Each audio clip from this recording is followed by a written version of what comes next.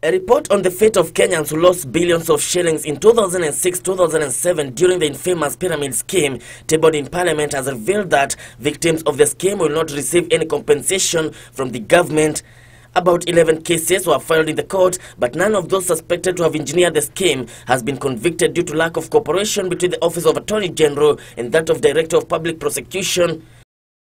One of the problems that central banks, not central bank, but the commercial banks had, Mr. Speaker, is that the victims are third parties. They are not known to the bank. But the holders of the account, who are the directors of the company, were the ones who were taking the money, and they were the only people who were able to either transact in those accounts. While responding to a statement sought by Malava MP Malulu Jendi, Committee Vice Chair David Gikaria said a task force that investigated the matter recommended that victims must be compensated, but the same has not been implemented. The House Committee also indicated that unless Central Bank initiates a bill dealing with such crimes, it will be hard to compensate the victims who had lost the 34 billion shillings in the scheme.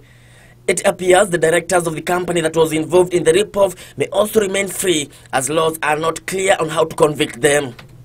Elsewhere, the Senate has now adopted the report of the Standing Committee on Energy, Roads and Transport that seeks to ban the transportation of fuel products from Mombasa and instead utilize the Kenya Pipeline Company facilities. The report also recommends that Kenya Petroleum Refineries Limited be converted into an oil storage facility and its management placed under Kenya Pipeline Company.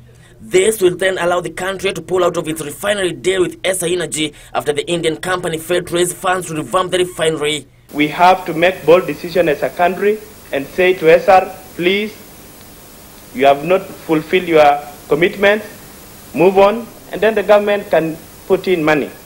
Either the committee has also recommended that the government defer the privatization of the company and instead support it to replace the aging Mombasa-Nairobi pipeline.